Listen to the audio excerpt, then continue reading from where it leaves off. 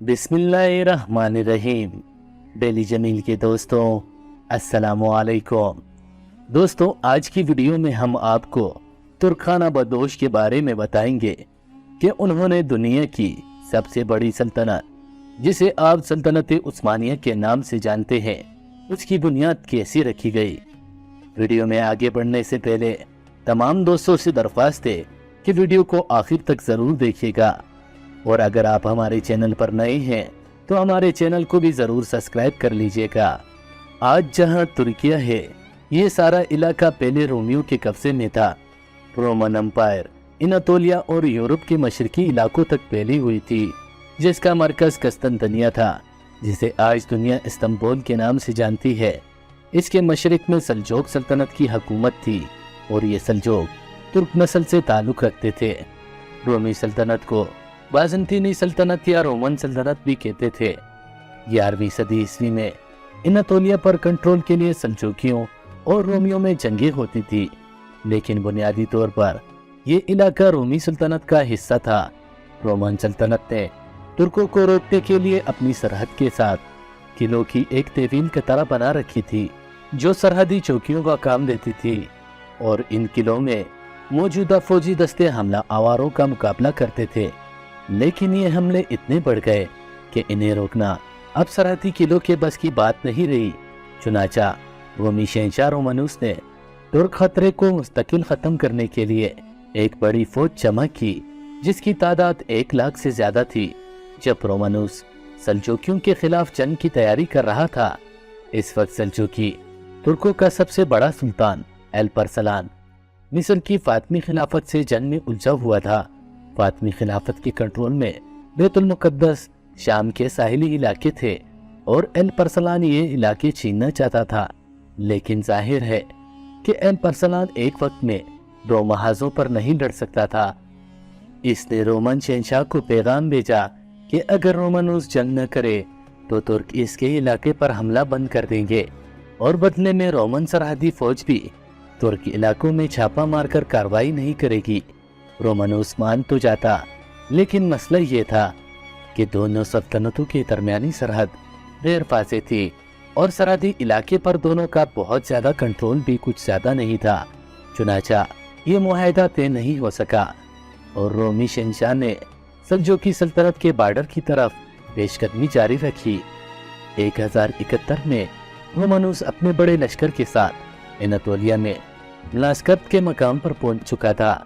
यहाँ से सल्जोक सल्तनत ज्यादा दूर नहीं थी।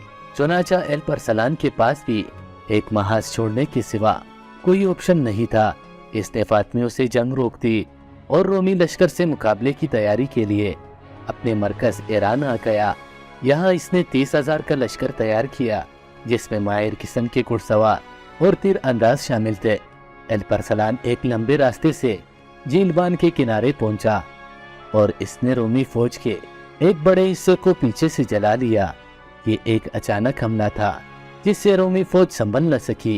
रोमियों पर दूसरी कयामत ये गुजरी कि इनकी फौज में जो तुर्क सिपाही किराए पे लड़ रहे थे, वो ऐन वक्त पर अल्परसलान की फौज से जा मिले, जिससे रोमियों में बतकड़ मच गई और वो भाग खड़े हुए।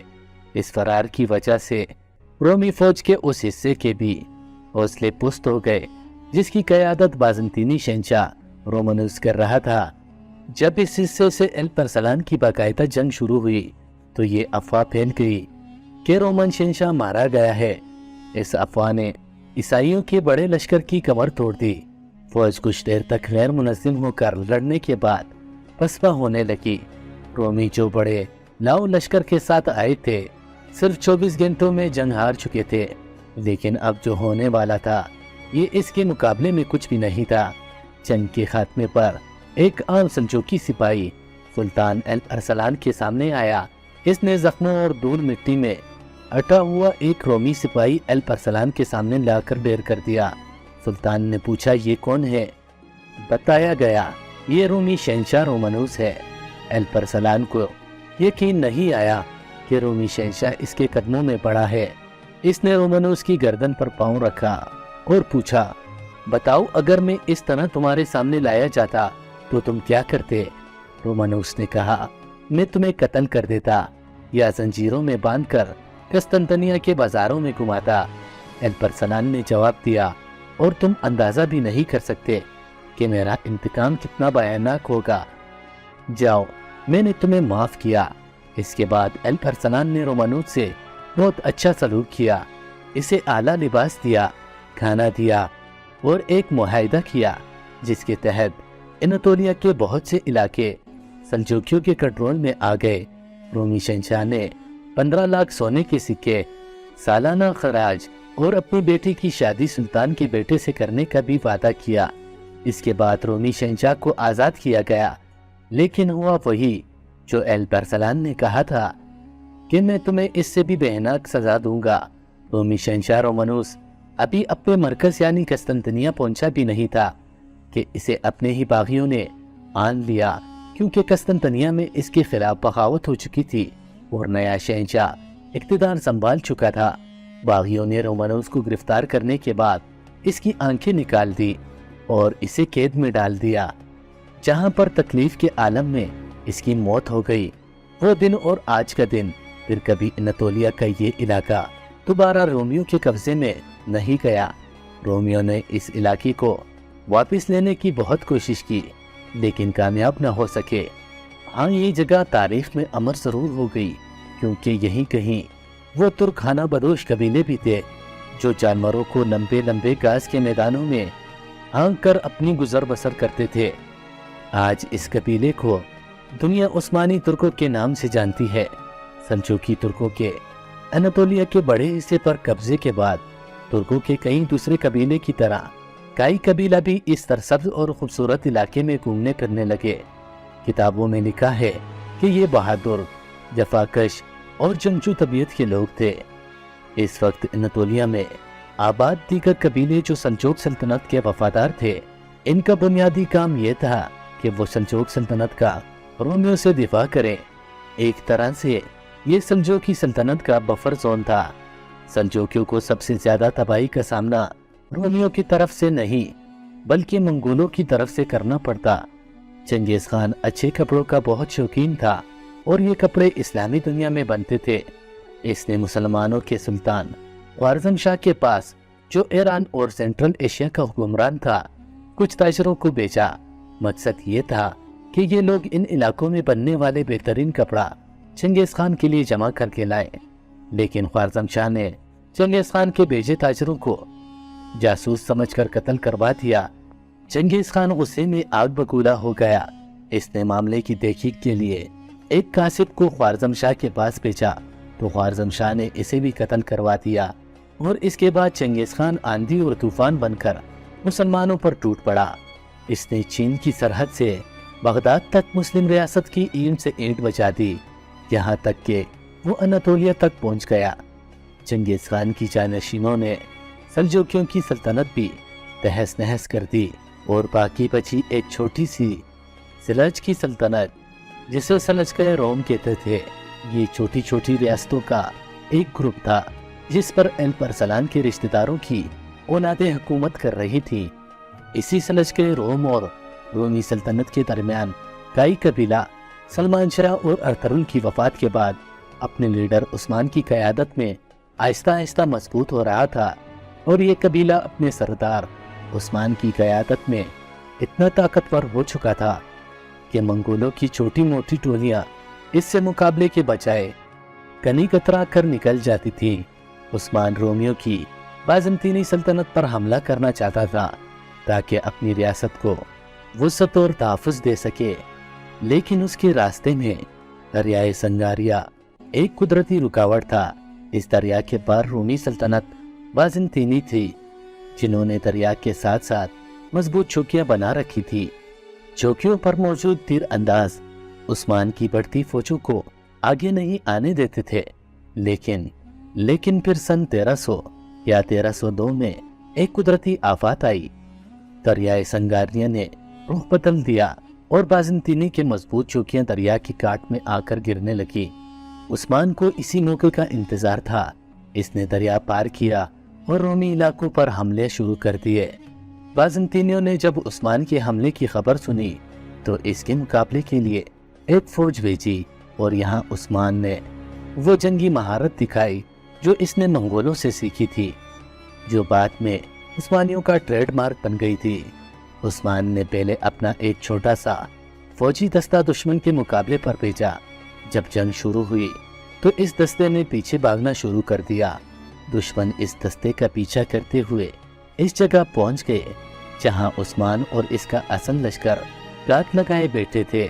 عثمان نے دشمن کو قریب آتے دیکھ کر پوری قوت سے حملہ کر دیا۔ رومی فوج کو بری طرح سے اس جنگ میں شکست ہوئی۔ اس فتح کے بعد عثمان نے رومیوں کے کئی قلعے اور شہر فتح کر لیے، جن میں یعنی شہر سب سے اہم تھا۔ اس شہر کو عثمان نے اپنا دارالحکومت بنا لیا۔ شاندار فتوحات نے عثمان کو اس علاقے میں رہنے والے سارے ترکوں کا ہیرو بنا دیا۔ اب انطولیہ کے ترک ایک ایک کر کے اس کے جھنڈے کے نیچے جمع ہونے لگے تھے۔ عثمان کا لشکر بڑا ہو رہا تھا، لیکن پھر بھی رومیوں کی بازنطینی سلطنت سے بہت چھوٹا تھا۔ لیکن وہ چھوٹے لشکر کے ساتھ بھی بازنطینی سلطنت پر حملہ جاری رکھے ہوئے تھے، جس کی وجہ سے اس کے دشمن کی تعداد بڑھ رہی تھی۔ وہ شیخ ایداب علی کو اپنا مرشد مانتے تھے اور انہی شیخ کی ایک بیٹی سے عثمان شادی بھی کرنا چاہتے تھے، لیکن شیخ ایداب علی اس پر راضی نہیں تھے۔ ایک روایات کے مطابق ایک دن عثمان نے ایک خواب دیکھا جس میں اس نے دیکھا کہ ایک چاند شیخ ایداب علی کے سینے سے نکل کر عثمان کے سینے میں آ جاتا ہے۔